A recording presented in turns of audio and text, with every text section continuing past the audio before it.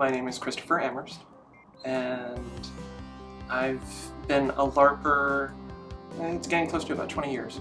Originally started off in live combat boffer games, was around when Vampire was first coming out on the scene, and then have kind of drifted off into all these different styles, theater style, Nordic freeform, cheap form, kind of a wide gambit of what's out there. How do you define LARP? Like, how would you explain it to someone who didn't know anything about it?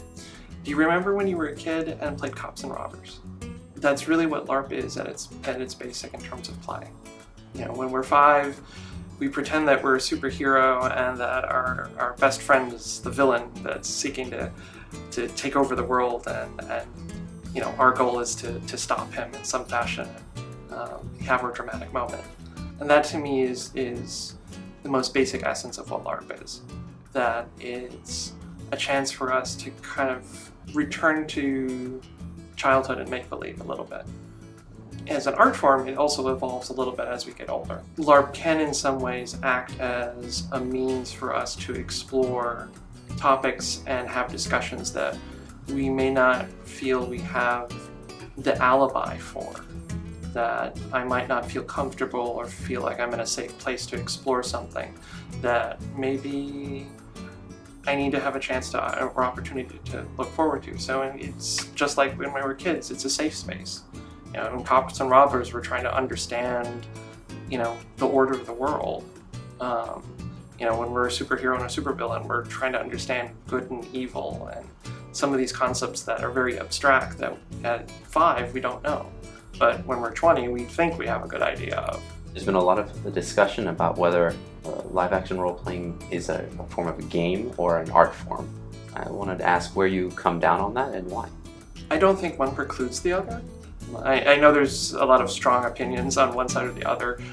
I didn't get into live-action role-playing from the traditional route. I wasn't somebody that was playing tabletop. I had always been a video gamer before I ever ran into a LARP. And in fact, I actually did the reverse. I played in LARP and then tabletops, which is, you know, an unusual route for a lot of people because they tend to play the D&D and then go off to the boffer campaign. And it wasn't how I started. I started off with video games. And I bring up video games because that's a question that's often asked in that community as well. You know, the question of, is video games or art? And my answer to this is that the question has already been sort of answered. In the video game community, you know, if I said, have you ever played Journey before?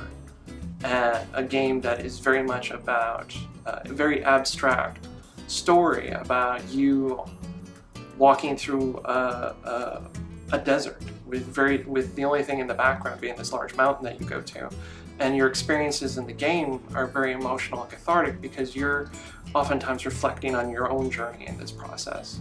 And to me, that's what I think LARP really does get to be in some ways, that it can be a game in the sense of it's interactive, it has things that you must do, maybe puzzles, mechanics, it has some game-like elements to it, but I do think that in some cases it is also an art form.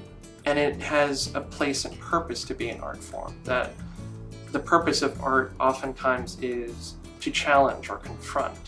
That it's supposed to reflect, you know, the values that we have in society. And some of the games that have interested me, or in the LARP scene, or in some of the experiences I've had, have really come into that whole concept of what we would refer to back in, you know, the 70s or 80s as political theater. And I think in some ways art, that LARP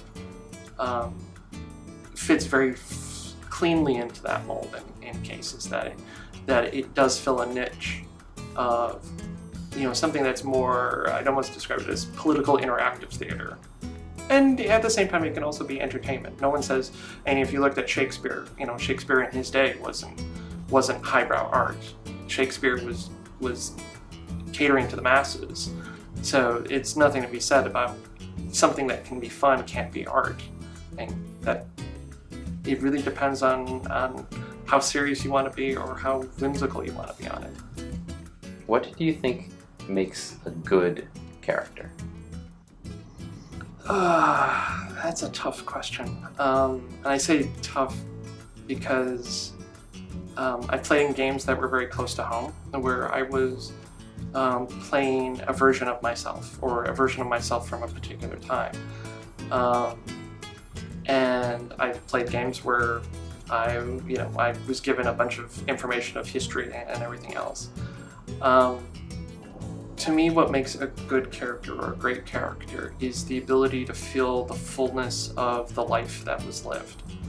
That I should be able to see and think of and portray this person as if they've had all of these things that have gone on with them or to them, done with them. The life that they have should be really rich. It should be something that I can either identify with or relate to. It's something that I want to be moved by. I want to feel that I'm a part of this character's journey in some ways. Because in many ways, I identify with the character in some way. There's some quality of that, of what I've seen that I can relate to, and that helps pull the emotional arc of the story the character's in out. The most enjoyable, even though it was heart-wrenching to go through, experience I had was playing a character that was a dying father who was getting to see a child that he let go many years ago, and it was the last time he got to see her. And the scene I remember is looking out at her across from the window, and tears were in my eyes, because I'm thinking at this moment, this is one of the few chances, maybe the last chance, that I would have to see her. And that to me is the power of a great character, is that I can show all of my emotions readily and make them human.